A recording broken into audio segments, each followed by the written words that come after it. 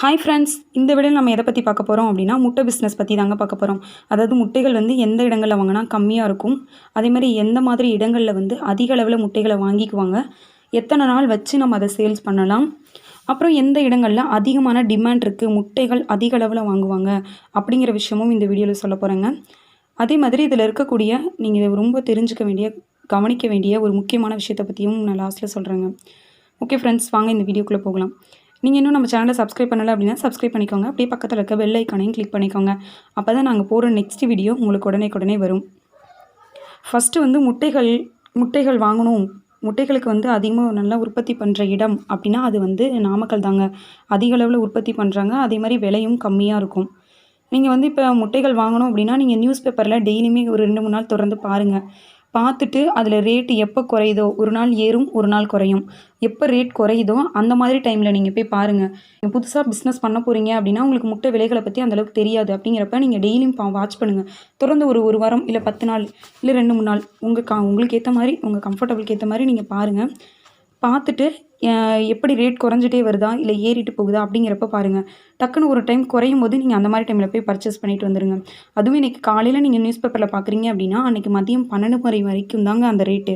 அதுக்கப்புறம் 12 மணிக்கு மேலே நீங்கள் போனீங்க அப்படின்னா வேறு விலை நிர்ணயம் பண்ணிடுவாங்க. அப்போ உங்களால் அந்த ரேட்டுக்கு வாங்க முடியாது. சப்போஸ் வந்து விலை கூட ஏறி இருக்கலாம்.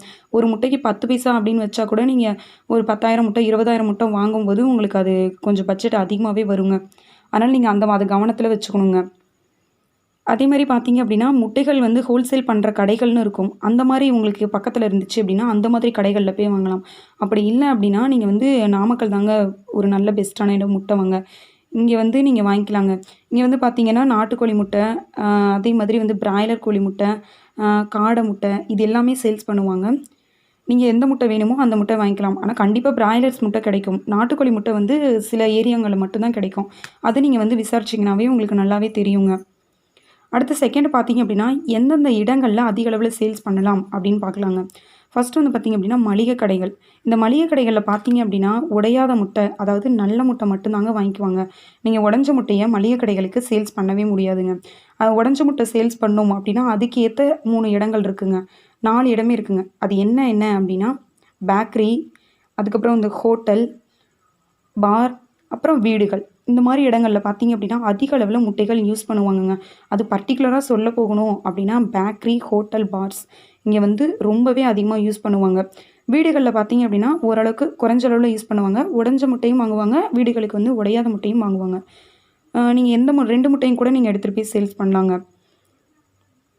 அதே மாதிரி நீங்கள் வீடுகளுக்கு சேல்ஸ் பண்ண போகிறீங்க, கம்மியான முதலீட்டில் சேல்ஸ் பண்ண போகிறீங்க அப்படின்னா வந்து நீங்கள் உங்களுக்கு வந்து ஒரு மினி ஆட்டோவே போதுமானதாங்க இருக்குங்க.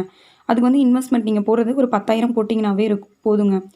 அதேமாதிரி நீங்கள் 10,000 போட்டு நீங்கள் பிஸ்னஸ் ஸ்டார்ட் பண்ணுறீங்க அப்படிங்கிறப்ப நீங்கள் அமௌண்ட் கலெக்ட் பண்ணுறது எல்லாமே நீங்களே பண்ணணுங்க. அப்போ தான் வந்து உங்களுக்கு ஆள் கூலி வந்து இருக்காது. அப்படி இல்லை அப்படின்னா நீங்கள் இதுக்கு ஒரு ஆள் வச்சிங்க அப்படின்னா உங்களுக்கு கண்டிப்பாக ஆள் கூலி பாதி அமௌண்ட் போயிடும். அந்தளவுக்கு லாபம் பார்க்க முடியாதுங்க.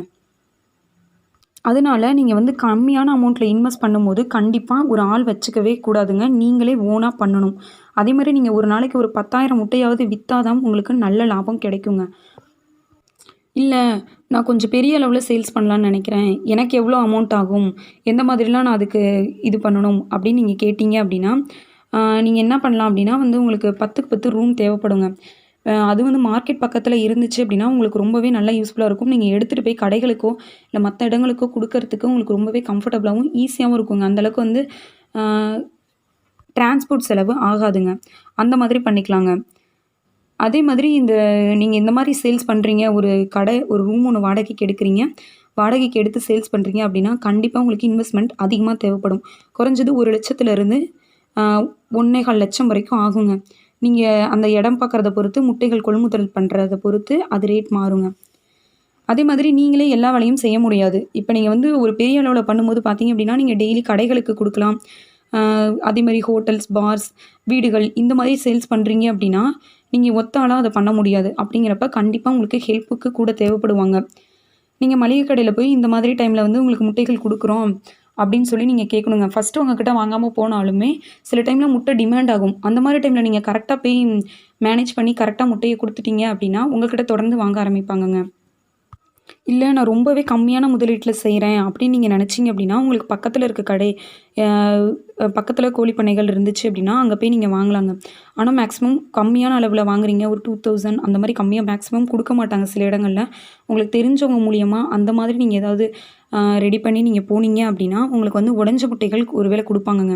அந்த மாதிரி நீங்க உடைஞ்ச முட்டைகள் டெய்லி எடுத்துக்கிறேன், தொடர்ந்து எடுத்துக்கிறேன் அப்படின்னு நீங்க சொல்லி நீங்க வாங்கிட்டு வந்தீங்க அப்படின்னா கூட, அத கூட நீங்க ஊருங்கள்ல சேல்ஸ் பண்ணிர்லாங்க. இப்ப எங்க ஊர்ல கூட பார்த்தீங்க அப்படின்னா, ஒரு வயசான தாத்தா தான் வித்துட்டு வருவாரு. எப்பயுமே உடைஞ்ச முட்டை தான் கொண்டுட்டு வருவாரு. ஒரு நாள் விட்டு ஒரு நாள் கண்டிப்பா வந்துருவாருங்க. கண்டிப்பா எல்லாருமே வாங்கிப்பாங்க. கண்டிப்பா இங்க வந்தாருனாவே ஃபுல்லாவே சேல்ஸ் பண்ணிட்டு போயிருவாரு. அதனால இந்த மாரி கூட நீங்க சேல்ஸ் பண்ணலாங்க. இதுக்கு வந்து உங்களுக்கு 2 வீலரே போதுமானதா இருக்கும். அந்த அளவுக்கு டிரான்ஸ்போர்ட் செலவு அது இதுன்னு உங்களுக்கு வராதுங்க. இந்த மாரி நீங்க பண்ணிட்டு கூட ஓரளவுக்கு உங்களுக்கு நல்லா கை குடுக்குது. நம்மளால சேல்ஸ் பண்ண முடியுது. இந்தந்த ஏரியாங்கள்லாம் போனா நல்லா சேல்ஸ் ஆகுது அப்படின்னு உங்களுக்கு ஒரு நல்ல ஒரு நாலேட்ஜ் கிடைக்க ஆரம்பிச்சுரும். அந்த மாரி கிடைச்சதுக்கப்புறம் கூட நீங்க கொஞ்சம் கொஞ்சமா டெவலப் பண்ணி ஆட்டோ இந்த மாரி ரூம்ஸ் எடுத்து மளிகை கடை இந்த மாதிரி கூட குடுக்க ஆரம்பிக்கலாங்க. இல்ல நீங்க 2 வீலர்லயே வச்சு கூட மளிகை கடையில குடுக்கலாம். அப்புறம் ஒயின் ஷாப் குடுக்கலாம். அப்புறம் பேக்கரி, ஹோட்டல்ஸ் இந்த மாரி இதுக்கு கூட குடுக்கலாங்க. கண்டிப்பா வாங்கிப்பாங்க. நீங்க மத்தவங்க குடுக்குறத விட கொஞ்சம் ஒரு 10 பைசா ஒரு முட்டைக்கு 10 பைசா அவ்வளோ குறைச்சு குடுக்க முடியாது. ஒரு 5 பைசா அந்த அளவுக்கு குறைச்சு குடுங்க. அப்போ உங்ககிட்ட எல்லாருமே வாங்க ஆரம்பிப்பாங்க. அதே மாரி இதில இருக்கக்கூடிய ரொம்ப ரொம்ப முக்கியமான கவனிக்கக்கூடிய ஒரு விஷயம் அப்டின்னா, இது வந்து சீக்கிரமா கெட்டு போகக்கூடிய ஒரு பொருளுங்க. மினிமம் இது வந்து இதனுடைய இது வந்து கெட்டு போகாம இருக்கிற டே வந்து பார்த்தீங்கன்னா, 10 நாள் தான் கெட்டு போகாம இருக்கும். அப்படிங்கிறப்ப நீங்க அந்த 10 நாளுக்குள்ள சேல்ஸ் பண்ணணும். அதுவும் நீங்க இப்ப காலைல போய் நீங்க முட்டை வாங்குறீங்க அப்படின்னா, அன்னைக்கு போட்ட முட்டைய வாங்கிட்டு வந்தா மட்டும் தான் அந்த 10 நாளும் உங்களால சேமிச்சு வச்சிருக்க முடியும். உங்களால சேல்ஸ் பண்ணல கூட வச்சு விக்க முடியும் ஓரளவுக்கு மேனேஜ் பண்ணி. அதுவே நீங்க ஒரு 2, 3 நாள் முன்னாடி போட்ட முட்டை, இல்ல ஒரு 5 நாள் முன்னாடி போட்ட முட்டை அப்படிங்கிற முட்டையெல்லாம் வாங்குனீங்க அப்படின்னா, இம்மீடியட்டா உங்களுக்கு சேல்ஸ் பண்ற மாதிரி இருக்குங்க. அதே மாதிரி நீங்க லோட்ல ஏத்திட்டு வரும்போது கண்டிப்பா ஒரு 10,000 முட்டைக்கு குறைஞ்சது ஒரு 50 இல்ல ஒரு 60 அந்த மாரி கூட வந்து உங்களுக்கு உடையறதுக்கும் வாய்ப்பு இருக்குதுங்க. அதுதாங்க இதில ஒரு டிராபேக்ன்னு சொல்லலாம். ஆனா இது வந்து அந்த அளவுக்கு உங்களுக்கு நஷ்டத்த குடுக்காது. நீங்க முட்டைகள் அதிக அளவுல சேல்ஸ் பண்ணும்போது பார்த்தீங்க அப்டின்னா, இந்த உடையிற முட்டைகள்லாம் உங்களுக்கு அந்த அளவுக்கு இதா இருக்காதுங்க. நீங்க இது உடையிற முட்டையும் கூட சேல்ஸ் பண்ணிர்லாம். அதே மாதிரி நீங்க இந்த மாரி இடங்களுக்கு சேல்ஸ் பண்றதுக்கு வந்து ஃபர்ஸ்ட்டு பேசி, ஆ கொஞ்சம் அலையிறது கொஞ்சம் கஷ்டமா தெரியுங்க. ஆனா நீங்க பேசி பெர்மனன்ட்டா கடைகளுக்கு குடுக்குற கான்ட்ராக்ட் இந்த மாரி வாங்கிட்டீங்க அப்டின்னா, இது வந்து உங்களுக்கு ரொம்ப ரொம்ப ஈஸிங்க. ஒரு பார்ட் டைம்ல கூட நீங்க பண்ணிக்கலாம்.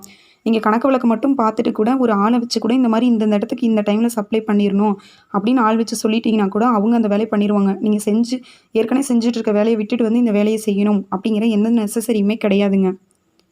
அதே மாரி பிராய்லர் முட்டை பார்த்தீங்க அப்டின்னா, ஒரு ரூ. 3லேருந்து ரூ. 5க்குள்ள கிடைக்குதுங்க.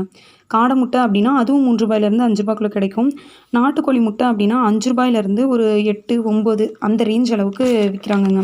நீங்க வாங்குற ஏரியாவ பொறுத்து அந்த ரேட் கூட கொஞ்சம் டிஃப்ரெண்ட்டா வருங்க.